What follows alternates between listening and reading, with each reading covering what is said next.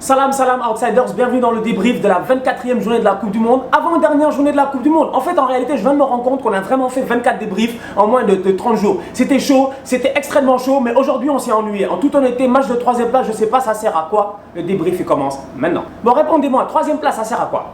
3e place ça sert à quoi? En fait, quelle était l'utilité du match aujourd'hui? Si tu regardes bien historiquement, la 3e place ne sert absolument à rien. On ne se rappelle pas de qui était 3e. Tu te rappelles de qui était 3e en 2010? Tu te rappelles de qui était 3e en 2006? Tu te rappelles de qui était 3e en 2014? Moi, personnellement, je vais pas être là à faire le mytho. Je vais être honnête avec vous. Je suis allé sur Google pour me rappeler des demi-finales de 2006 parce que je savais même plus la France allait jouer contre qui. Je ne me rappelais même plus. C'était le Portugal. C'est pour dire à quel point, en fait, que les matchs de 3e place, c'est des matchs qui nous passent sous le nez en tant que tel. Oui, tu as une médaille à la fin, mais c'est une médaille en chocolat. On n'en a rien à faire. En fait, c'est à cause de cette médaille qu'il y a un match de 3e place. S'il n'y avait pas une médaille à la fin du match, il n'y aurait pas de match de 3e place. Pourquoi il y a une médaille? Parce que la Coupe du Monde, historiquement, ça vient des Jeux Olympiques. Pourquoi? C'est les Jeux Olympiques. Avant 1930, qu'est-ce qui se passe? En fait, tu as un championnat mondial de football à chaque fois, mais le championnat mondial là, il est sur la bannière de qui? Des JO. Et les JO, eux, c'est normal, ils ont des médailles, 1er, 2e, 3e. Or, argent, bronze. C'est la seule raison pour laquelle c'est une tradition qu'on a gardée. Le match de 3e place existait avant. Mais quand tu vois aujourd'hui dans toutes les compétitions modernes, que ce soit la Coupe d'Afrique et l'Euro et tout, il n'y a pas de 3e place. Parce que le 3e, comme je vous ai dit, on s'en fout. Les Anglais, on les a vus. Dès le début du match, tu savais qu'ils étaient découragés. En fait, leur défaite en demi-finale les a découragés. Ils ont perdu un match qu'ils ne devaient pas perdre. Ils ont perdu un match qu'ils ne devaient pas perdre. Ils étaient plus frais que les Croates et les Croates les ont bouffés. Donc les Anglais, aujourd'hui, ils n'y étaient pas mentalement. Donc la preuve, ça fait même pas 3 minutes qu'on est sur le terrain, Thomas Meunier, il marque. En fait, c'est du n'importe quoi. C'est pour te montrer que ce match-là n'était pas intéressant. Donc je vais être honnête avec vous, je l'ai regardé d'un œil. De l'autre côté, moi, j'avais d'autres problèmes. J'avais d'autres problèmes aujourd'hui. Sincèrement, j'avais d'autres problèmes. Je veux savoir, c'est qui Dalic?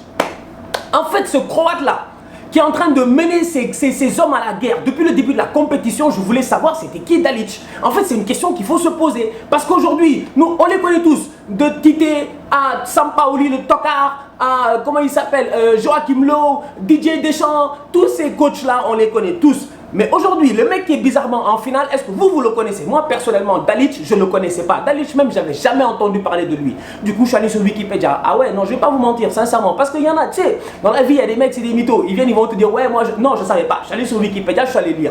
Donc, du coup, Dalic, c'est qui? Dalic, c'est un mec qui a jamais été en équipe nationale croate. Jamais il n'a joué en équipe nationale croate. Mais c'était un footballeur moyen. Dans sa carrière professionnelle, qu'est-ce qu'il a fait? Il a été sélectionneur chez les Espoirs entre 2006 et 2011 en Croatie. Bon, sélectionneur chez les Espoirs, on s'entend que c'est pas le top du top, mais ça lui a permis, et c'est important, c'est un facteur extrêmement important, ça lui a permis pendant ce temps-là de rencontrer les Rakitic, les Modric et tous ces mecs-là qui étaient dans le temps en espoir, en 2006, 2007, etc. Donc c'est des mecs avec qui il a déjà un lien. Dalic, c'est qui? Dalic, c'est un gars qui coachait en Arabie Saoudite et dans les Émirats. Dalic a été élu 2 fois meilleur coach des Émirats. Va chercher pourquoi, je ne sais pas. Ça ne m'intéresse pas parce que c'est des championnats qu'on ne regarde pas. Mais dans une certaine zone dans le monde, Dalic a été meilleur là-bas. Maintenant, Dalic, il est arrivé quand à la tête de la Croatie? En octobre 2017. Ça fait 9 mois qu'il est à la tête de la Croatie, Dalic. Dalic est arrivé lorsque la Croatie est en pleine merde. Ils sont foutus les Croates. On est en phase de qualification de la Coupe du Monde. Le premier, c'est l'Islande. Le deuxième, c'est l'Ukraine. Et le troisième, c'est la Croatie. Et la Croatie pouvait ne pas se qualifier. Qu'est-ce que Davor Šuker fait? Bon, Davor Šuker, une légende en passant dans le football, voilà, dans le football croate, même dans le football mondial, au Real Madrid, tout le monde connaît Davor Šuker. Davor Šuker, président de la fédération, il fait quoi? Il décide à ce moment-là de virer le coach et d'aller chercher le mec qui avait les espoirs entre 2006 et 2011, en se disant que comme il connaît ces jeunes-là, il peut insuffler quelque chose. Et c'est ça qui s'est passé en fait.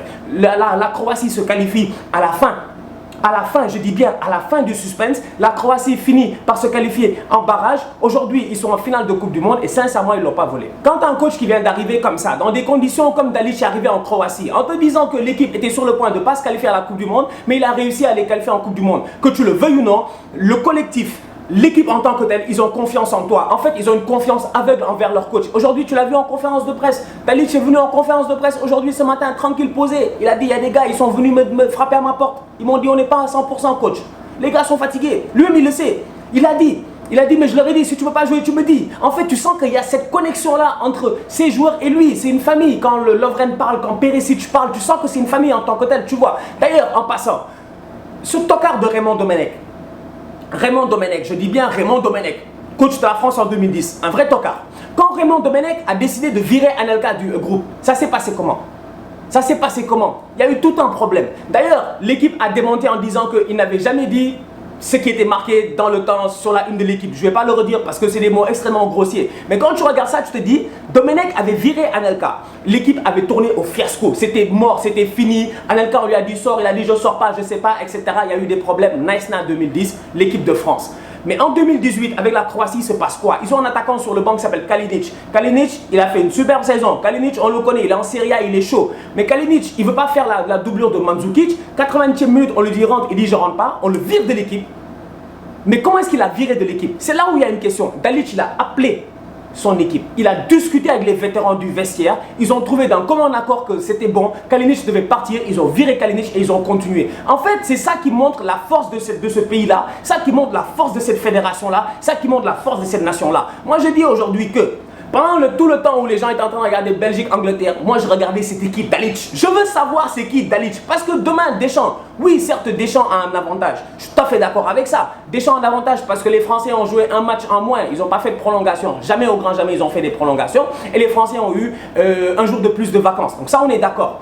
Mais derrière, de l'autre côté, moi quand je vois les mecs ce qu'ils ont donné face au Danemark, face à la Russie et en demi-finale face à l'Angleterre, j'ai envie de savoir c'est qui les dirige. Sinon dans le match Angleterre-Belgique, Eden Hazard a marqué 3e but de sa Coupe du Monde. D'ailleurs il n'a même pas célébré. Tu sentais en fait vraiment que voilà, c'était un match quoi. Honnêtement, comme j'ai dit, ils l'ont fait pour le plaisir. Les Belges sont 3e de la compétition, bravo à eux. Sincèrement, ils ont fait une belle compétition quoi. Les Belges, ils étaient en mode outsider. Moi je me disais, ils allaient faire comme à l'Euro, ils allaient flopper ou comme en 2014, ils allaient sortir en quart de finale. Non, ils l'ont pas fait. Ils ont battu les Brésiliens. Ils perdent face à une France qui a été solide, une France qui, qu'on soit sérieux, c'est pas le plus beau football, je suis d'accord. Mais ils gagnent, les mecs, ils gagnent, ils gèrent, tu vois. Alors que les Belges, c'est du beau football. Même aujourd'hui, face à l'Angleterre, fallait le voir, les phases offensives, les trucs, etc.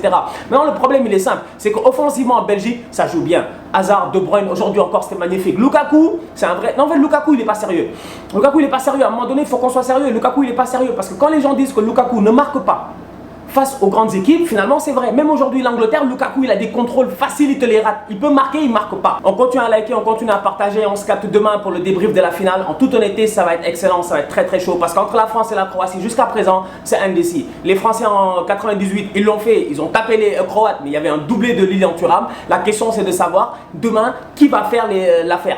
Qui va gérer le bail? Qui va être chaud sur le terrain? Est-ce que les Rakitic, les Modric, les Mandzukic vont réussir à puiser dans leurs réserves pour aller chercher encore un 90 minutes, voire 120 minutes pour aller fatiguer les Français? Sincèrement, demain, la finale, faut pas la rater. Le débrief, faut pas le rater. Le débrief de demain, ne le ratez pas. Il va être extrêmement chaud. On sera là, on sera posé. Ce sera comme d'hab. D'ailleurs, c'est le dernier débrief de la saison. Raison de plus, faut pas le rater.